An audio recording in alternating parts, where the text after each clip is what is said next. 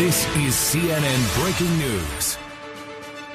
And so now this breaking news in a show of force, U.S. Air Force bombers flying in over international airspace over waters east of North Korea. CNN's Elise Labott joining me now with more on this. Elise, elaborate. Well, we're just seeing a statement from the Pentagon, Chief Pentagon spokesperson Dana White, who is telling us that essentially in this show of force, U.S. Air Force bombers over waters east of North Korea. Now, Fred, this is from Guam, along with Air Force Eagle fighter escorts from Japan, the farthest north of the demilitarized zone between North Korea and South Korea that any U.S. fighter or bomber aircraft have flown off North Korea's coast in the 21st century. And Dana White in this statement saying this is a mission, is a demonstration of U.S. resolve and a clear message that the president does have military options. Fred, this war of words between the U.S. and North Korea, particularly among the two leaders, President Trump and Kim Jong-un, is getting very personal. But North Korea's foreign minister just yesterday threatened that North Korea could, in fact, launch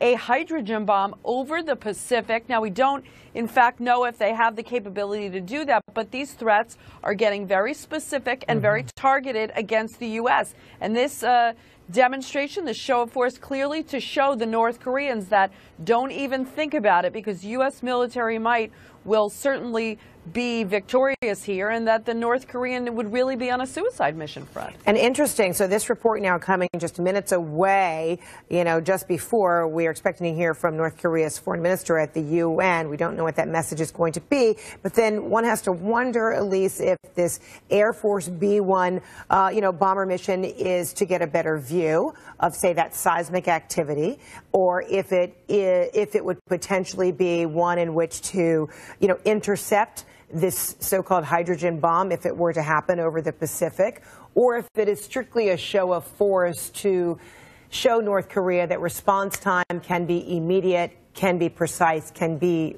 more than regional.